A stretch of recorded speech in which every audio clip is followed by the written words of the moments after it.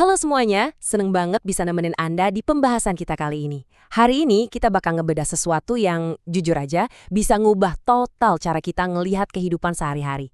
Kita akan fokus ke surah ke-107 dalam Al-Quran, yaitu surah Al-Ma'un, khusus ngebahas konsep kesejahteraan. Tapi, tunggu dulu, kesejahteraan di sini tuh sama sekali bukan soal seberapa banyak digit angka di rekening bank Anda ya, bukan itu.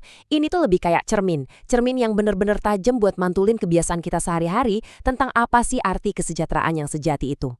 Nah, mari kita buka dengan satu pertanyaan retoris yang jadi pukulan pertama di surah ini. Tahukah engkau orang yang mendustakan agama? Coba deh, Anda renungkan sebentar. Kalau dengar kata pendusta agama, siapa sih yang langsung muncul di kepala Anda? Apa orang yang keluar-keluar nentang Tuhan? Seorang ateis mungkin? Atau mereka yang terang-terangan benci banget sama agama? Oke, mari kita selami lebih dalam karena jawabannya mungkin bakal bikin Anda kaget. Sumber kita ngasih tahu kalau pendusta agama itu ternyata bukan cuma soal orang yang nggak percaya Tuhan. Sama sekali bukan. Pendusta agama di sini justru bisa jadi adalah seseorang yang rajin banget ibadahnya, yang selalu ngaku beriman, tapi, nah ini dia, perilakunya miskin banget sama yang namanya empati. Mereka ini orang-orang yang ritual spiritualnya jalan terus, tapi nol besar di aksi sosial. Ini kayak semacam tamparan keras ya, buat ngingetin kita kalau cuma modal klaim saya beriman aja itu nggak cukup. Buat ngebongkar konsep yang dalam ini, kita punya peta jalan yang jelas nih. Kita bakal mulai dari makna kesejahteraan sejati, terus nyari tahu siapa sih pendusta agama itu, ngelihat 5 cirinya, ngebahas 3 tingkat kesejahteraan, dan pastinya kita tutup pakai langkah praktisnya. Oke, kita masuk ke bagian pertama, makna kesejahteraan sejati. Dan lucunya, atau lebih tepatnya luar biasanya, semuanya itu berawal dari nama surahnya sendiri, Al-Ma'un. Kalau diterjemahin, artinya itu sekedar bantuan kecil atau keperluan sehari-hari. Membumi banget kan? Kesejahteraan di sini nggak diukur dari koleksi mobil mewah atau rumah gedongan, nggak. Kesejahteraan itu justru berakar dari interaksi paling basic kita setiap hari dengan barang-barang yang super sederhana. Intinya, gimana sih kita ngelola hal-hal sepele di sekitar kita buat ngebantu orang lain? Jadi poin utamanya di sini tuh ngasih kontras yang ajem banget. Kesejahteraan sejati itu kondisinya gini, nggak ada orang di sekitar kita yang dibentak atau kelaparan. Bener-bener kebalikan 180 derajat dari sifat pelit. Terus lawannya apa? Ya, ketidaksejahteraan batin alias neraka di dunia. Gini, seseorang bisa aja hartanya tumpah ruah, tapi kalau dia egois dan pelit, ya dia sebenarnya lagi hidup di neraka batinnya sendiri. Hatinya keras, bawaannya gelisah melulu, dan asli nggak pernah ngerasa puas.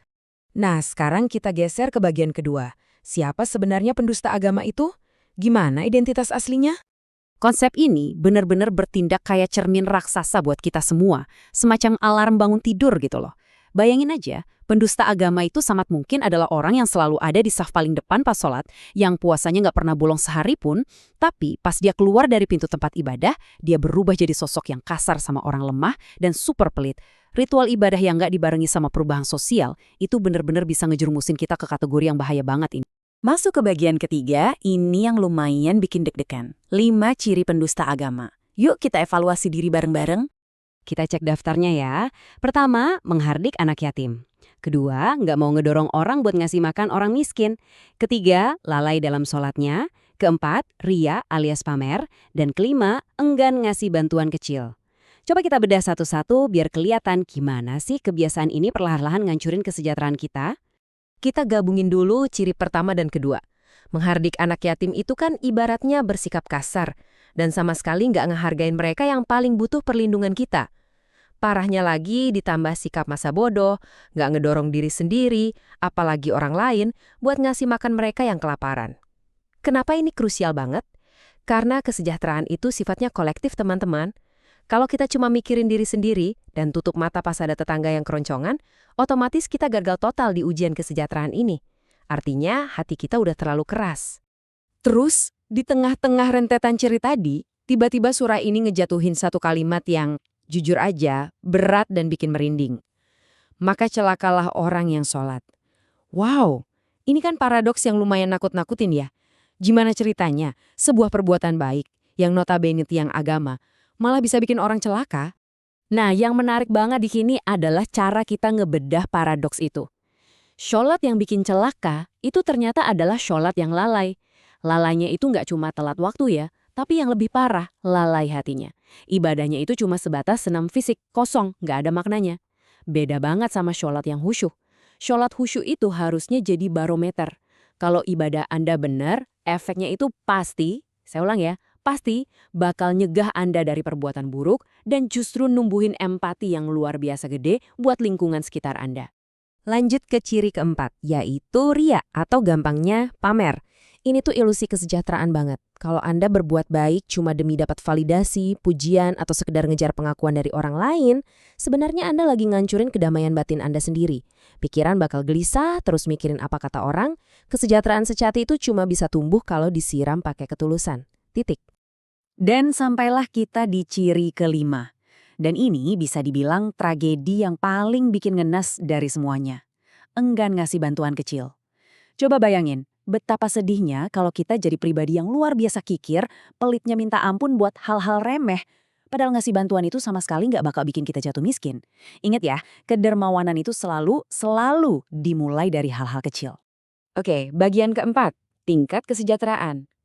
Setelah ngaca tadi, kira-kira posisi Anda sekarang ada di mana nih? Biar gampang, mari kita petakan. Di tingkat paling bawah, ada kesejahteraan semu. Secara materi sih Anda punya segalanya, tapi sayang hatinya ngebatu. Kaya, tapi pelit. Naik sedikit ke tingkat 2, ada kesejahteraan lahir. Nah, ini kayaknya mayoritas dari kita deh. Kebutuhan dasar udah beres, hidup aman, tapi belum tentu ngerasa bahagia di dalam hati. Dan yang paling top, puncaknya adalah kesejahteraan sejati. Ini buat mereka yang udah ikhlas, peduli banget sama orang lemah, ibadahnya benar-benar bermakna, dan super ringan tangan. Sambil kita lanjut, coba deh Anda identifikasi dalam hati aja. Saat ini Anda lagi duduk di baris yang mana? Akhirnya kita sampai di bagian kelima, alias bagian terakhir. Langkah praktis menuju kesejahteraan. Mari kita tarik lagi kata Ma'un ini ke bentuk fisiknya yang paling nyata di kehidupan kita. Semua konsep spiritual tingkat tinggi yang dari tadi kita bahas, ujung-ujungnya itu bermuara pada sesuatu yang mungkin kelihatannya sesepele, minjemin segenggam garam, minjemin sendok, atau ngasih air ke tetangga yang lagi butuh. Ya beneran sesederhana itu. Kesejahteraan spiritual yang megah itu ternyata dibangun dari pondasi interaksi harian kita yang paling membumi. Dan luar biasanya, kita bisa ngebalik keadaan dari 5 ciri buruk tadi pakai 5 langkah praktis ini. Pertama, yuk mulai sayangi anak yatim pakai aksi nyata, bukan cuma sekedar bilang kasihan.